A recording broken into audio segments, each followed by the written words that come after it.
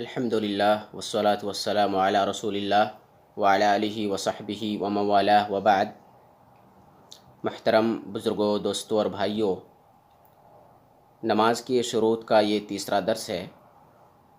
پچھلے درس میں یہ بتایا گیا تھا کہ طہارت نماز کی صحت کے لیے ضروری اور شرط ہے، اور طہارت کی تعریف میں دو چیز بیان کی گئی تھی۔ پہلی چیز حدث سے پاکی حاصل کرنا، اور دوسری چیز نجاست سے پاکی حاصل کرنا۔ حدث کسے کہتے ہیں، اس کی تشریح اور اس کی توضیح پچھلے ہی درس میں بیان ہو چکی ہے، اور اس کی دلیلیں بھی بیان کر دی گئی تھیں۔ آج کے اس درس میں طہارت کی تعریف کا جو دوسرا پارٹ یا دوسرا حصہ یا جز ہے، یعنی نجاست سے پاکی حاصل کرنا، اسی پر گفتگو ہوگی۔ نماز کی صحت کے لیے یہ ضروری ہے کہ ہمارا کپڑا پاک اور صاف ہو۔ نجاست تین چیزوں سے ہمیں دور کرنا ضروری ہے نماز کی صحت کے لیے۔ پہلی چیز ہمارا کپڑا، دوسری چیز ہمارا بدن پاک صاف ہو، تیسری چیز جس جگہ ہم نماز پڑھنے جا رہے ہیں وہ جگہ بھی پاک اور صاف ہو گندگی سے۔ ہمارا کپڑا پاک اور صاف ہونا چاہیے، اس کی دلیل کیا ہے؟ اللہ رب العالمین کا یہ قول ہے جو سورۃ المدثر آیت نمبر 4 ہے، وَثِيَابَكَ فَطَهِّرْ، اور اپنے کپڑے کو پاک رکھیے۔ اللہ رب العالمین نے ہمارے پیارے نبی صلی اللہ علیہ وسلم کو مخاطب کرتے ہوئے فرمایا ہے وَثِيَابَكَ فَطَهِّرْ، اور اپنے کپڑے کو پاک رکھیے۔ تو نماز کے لیے کپڑا پاک رکھنا شرط ہے، اور یہ آیت بھی نمازی کے سیاق میں ہے، کیونکہ اس آیت سے پہلے وَرَبَّكَ فَكَبِّرْ، اور اپنے رب کی کبریائی اور بڑائی اور عظمت بیان کیجیے۔ تو بعض مفسرین نے کہا کہ یہاں پہ اشارہ ہے کہ نماز کے لیے طہارت شرط ہے۔ حدیث سے اس کی دلیل حضرت اسماء بنت ابی بکر رضی اللہ تعالیٰ عنہ کی حدیث ہے۔ وہ کہتی ہیں کہ ایک عورت اللہ کے رسول صلی اللہ علیہ وسلم کے پاس آتی ہے اور کہتی ہے کہ رسول اللہ، کپڑے میں جو حیض کا خون ہے اس کا ہم کیا کریں؟ تو آپ صلی اللہ علیہ وسلم فرماتے ہیں حُتِّیہِ ثُمَّ قُصِیہِ ثُمَّ رُشِّیہِ ثُمَّ صَلِّی فِیہِ، کہ اسے کھرچیے، یعنی خشک خون ہے، سوکھا ہوا خون ہے کپڑے پر، اسے کھرچ دیجئے، ثم قصیہ، پھر اپنی انگلیوں سے اس کے اثر کو زائل کیجئے، انگلیوں سے اسے رگڑیے، ثم رشیہ، پھر اسے دھو لیجئے، ثم صلی فی، پھر اسی کپڑے میں نماز پڑھیے۔ یہ حدیث صحیح بخاری میں ہے، حدیث نمبر 301۔ تو اس حدیث سے اور وثیابک فطہر، اس آیت سے معلوم ہوا کہ کپڑے کو پاک اور صاف کرنا نماز کی صحت کے لیے ضروری ہے۔ پاک اور صاف کپڑے ہی میں ہماری نماز ہوگی، جان بوجھ کر گندے کپڑے میں، ناپاک کپڑے میں ہماری نماز نہیں ہوگی۔ اب ہمارے بدن کی پاکی اور صفائی بھی ضروری ہے۔ نماز پڑھنے جا رہے ہیں تو ہمارا بدن بھی پاک اور صاف ہونا چاہیے۔ اس کی دلیل تو قیاس ہے کہ جب ہمارا کپڑا پاک صاف ہونا چاہیے تو بدن بدرجہ اولا پاک صاف ہونا چاہیے، اور اس قیاس کی متعدد دلیلیں بھی موجود ہیں۔ ان میں سے ایک حدیث عائشہ ہے جو کہ صحیح بخاری حدیث نمبر 228 اور صحیح مسلم حدیث نمبر 333 ہے۔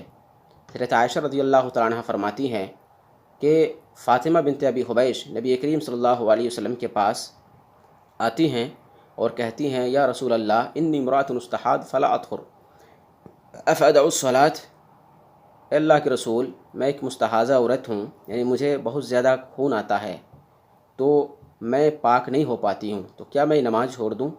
آپ صلی اللہ علیہ وسلم فرماتے ہیں لا، نہیں، انما ذلک عرق ولیس بعیض، نماز مت چھوڑیے، کیونکہ یہ ایک عرق ہے، ایک رگ ہے، ایک نس ہے جہاں سے یہ خون آتا ہے، یہ حیض کا خون نہیں ہے۔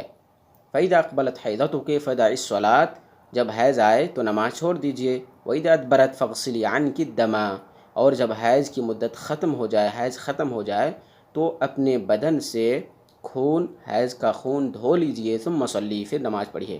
فاغسلی عنک الدم، اپنے بدن سے حیض کا خون دھو لیجئے، صاف کر لیجئے۔ تو یہ حدیث کا یہ ٹکڑا اس بات پر دلالت کر رہا ہے کہ بدن کی پاکی اور صفائی بھی نماز کی صحت کے لیے ضروری اور شرط ہے۔ دوسری حدیث وہ بھی صحیح بخاری صحیح مسلم کی ہے، ابن عباس سے روایت ہے، صحیح بخاری حدیث نمبر 216 اور صحیح مسلم حدیث نمبر 292۔ ابن عباس رضی اللہ تعالیٰ عنہما فرماتے ہیں کہ نبی کریم صلی اللہ علیہ وسلم مدینہ یا مکے کے کسی باغ سے گزر رہے تھے، تو آپ صلی اللہ علیہ وسلم نے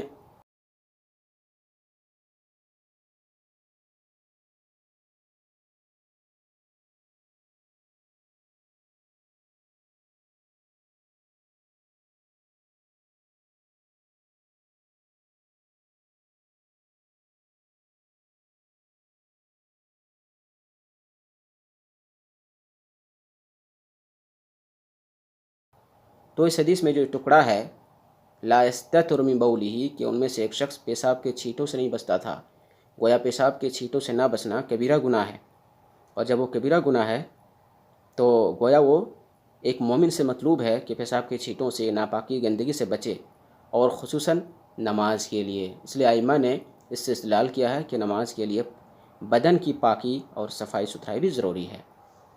تیسری چیز جس کی پاکی اور صفائی نماز میں مطلوب ہے وہ ہے وہ جگہ جہاں پہ ہم نماز پڑھنے جا رہے ہیں۔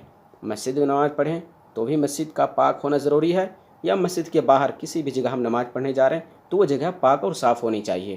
اس کی دلیل اللہ رب العالمین کا یہ قول ہے وَعَهِدْنَا إِلَىٰ إِبْرَاهِيمَ وَإِسْمَاعِيلَ أَن طَهِّرَ بَيْتِيَ لِلطَّائِفِينَ وَالْعَاكِفِينَ وَرُكَّعِ السُّجُودِ، سورۃ البقرہ آیت نمبر 125، کہ ہم نے ابراہیم اور اسماعیل کو یہ حکم دیا کہ وہ میرے گھر کو یعنی خانہ کعبہ کو طواف کرنے والوں کے لیے، اعتکاف کرنے والوں کے لیے، رکوع اور سجدہ کرنے والوں کے لیے یعنی نماز پڑھنے والوں کے لیے پاک رکھیں، پاک کر دیں۔ تو گھر کو پاک کرنا ہے نماز پڑھنے والوں کے لیے، گویا نماز کے لیے جگہ کا پاک ہونا بھی شرط ہے۔ اور ایک حدیث ہے جو صحیح بخاری صحیح مسلم میں ہے۔ صحیح بخاری حدیث نمبر 221 اور صحیح مسلم حدیث نمبر 284، حضرت انس بن مالک رضی اللہ تعالیٰ عنہ سے روایت ہے، وہ کہتے ہیں کہ ایک دیہاتی شخص آیا، مسجد کے اندر آیا اور مسجد کے گوشے میں جا کر پیشاب کرنے لگا۔ تو صحابہ کرام جو مسجد میں بیٹھے تھے ان لوگوں نے اسے ڈانٹا، تو آپ صلی اللہ علیہ وسلم نے کہا مت ڈانٹو، اس کو پیشاب کر لینے دو۔ یہ اللہ کے رسول صلی اللہ علیہ وسلم بڑے حکیم تھے، کیونکہ پیشاب کرتے ہوئے آدمی کو اگر روک دیا جائے تو پیشاب رک جانے کا اندیشہ ہے اندر ہی، اور پھر اس سے کچھ بیماری پیدا ہو جانے کا اندیشہ رہتا ہے۔ تو آپ نے کہا چھوڑ دو، پیشاب کر لینے دو۔ جب پیشاب سے وہ فارغ ہو گیا تو آپ صلی اللہ علیہ وسلم نے صحابہ کا حکم دیا کہ ایک بالٹی پانی لائیے اور اس پیشاب پر بہا دیجیے۔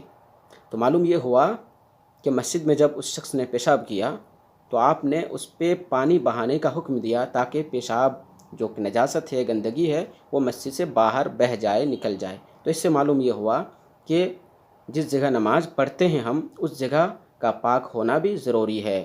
تو نماز کی پاکی کے لیے، نماز کی صحت کے لیے جس طرح سے حدث سے پاکی یعنی حکمی یا معنوی ناپاکی سے پاکی حاصل کرنا ضروری ہے، اسی طرح سے عینی نجاست سے، جس نجاست کو ہم دیکھ سکتے ہیں آنکھوں سے، جیسے پیشاب ہے، پیخانہ ہے، حیض کا خون ہے، نفاس کا خون ہے، اس طرح کی چیزوں سے بھی پاکی حاصل کرنا، اپنے کپڑے کو پاک کرنا، اپنے بدن کو پاک کرنا، اور جس جگہ ہم نماز پڑھ رہے ہیں اس جگہ کو پاک کرنا ان گندگیوں سے ضروری ہے اور شرط ہے، اس کے بغیر نماز نہیں ہوگی۔